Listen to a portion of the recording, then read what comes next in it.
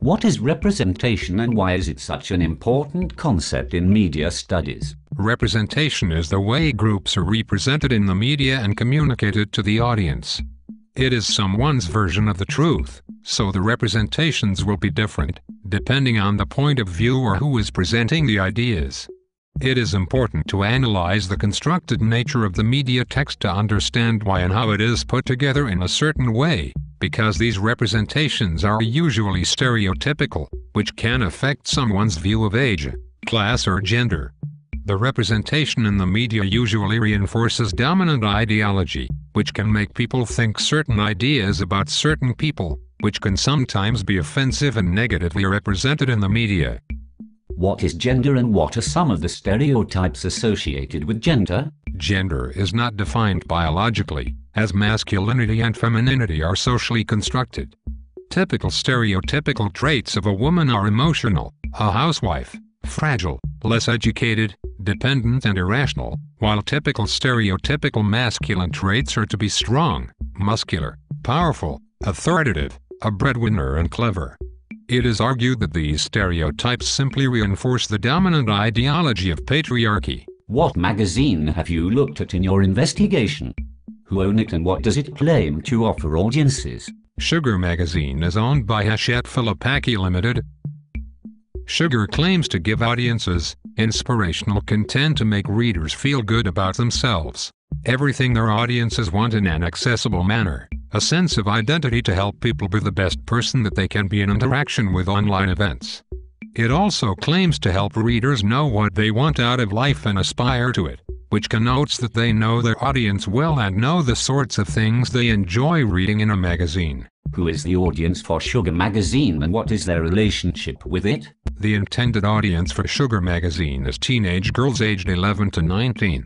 The magazine claims to help them through their teenage years, so the girls use it as a guide to their life and see it as their friend because they can rely on it, mostly for fashion tips or makeup and gossip, so that the magazine has a close relationship with them to influence the way they think about the way they should be. What identity about gender does the magazine create for young women and how does it achieve it? I believe that it creates a low-status, self-conscious, fashion-obsessed image that has low values as they care more about the way they look than about more important things, like getting a good education and as a result getting a decent job, which is vital if the women want to equal the men with well-paid jobs and being valued properly in society. It also suggests that you have a limited career as a woman, because the magazine contains only young girls and they don't interview older women or use them as icons for the young teenagers, as girls want to aspire to younger icons. It achieves this identity by using young female idols and models to represent what young girls should be and what fashion they should be into. It also only has interviews with people that are young and have interesting lives and have been through a lot, and it doesn't say anything to educate their readers in a positive way, which connotes that society does not expect them to be as successful, because they are supposed to be housewives. Do your findings suggest that Sugar as a magazine for young women simply reinforces gender stereotypes? What evidence from your content analysis supports this? Sugar certainly reinforces gender stereotypes as most of the articles are about fashion and beauty. For example, one article had a cover line of "Be a style sensation," and as women are just objects in society that are only supposed to look good, this makes them lead into this feminine trait at a young age which they carry on through the rest of their lives. Also, there were many items found that were relating to the audience to be weak or passive or dependent, like advice sections that people rely on for their own lives, and this reinforces the patriarchal society, so that women are always below men because women need something to depend on. There were also articles linked to friendship, like quizzes and pictures with groups of young girls, and this could connote that women are more social and go round in groups of friends that they share their experiences with, and they help each other with issues, which suggests they are strengthening the stereotype that women are weaker. What other media does Sugar use to engage with its audience? Sugar owns a website which is visited regularly by readers and older audiences which wouldn't normally read the magazine, as the website tends to contain a wider variety of celebrities that younger teenagers would aspire to be and others that older teenagers would know, so that there is more articles for a wider range of ages than the magazine. However, it contains similar content to the magazine so that it still keeps a similar audience that enjoys the magazine to go on the website. The website also provides a lot more information on music and video, as it can provide links to websites for videos, and this may appeal more to the older audience, as most teenagers enjoy listening to music. How is this an example of the way in which media is becoming more convergent? After the articles, there are forums, where the audience can comment and share the article with friends and interact with people.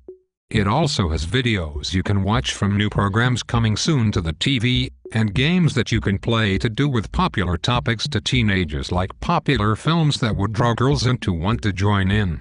It also contains a Sugarscape DVD shop, which allows readers to buy popular films, so they don't have to move from their computer to buy them from a shop. It has links to YouTube, Facebook, MySpace, and Twitter, which allows you to share things from the website with friends, because it is a popular way of communicating, and it would be useful to the audience to use these, as they would share articles in a magazine with friends.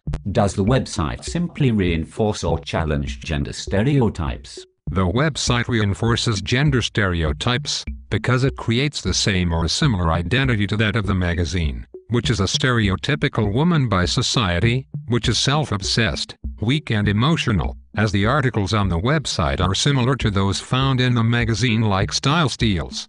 It still sells makeup from the internet that teenage girls would be easily persuaded to buy, because they feel as they need to fit in and look good, and this could be seen as another of their weaknesses. It subtly communicates to young girls that they need to be what society expects of them, because the magazine has competitions to become a model in the magazine, which they would expect girls enter the competition and to want to win so they can be the fashion icon they would normally look up to.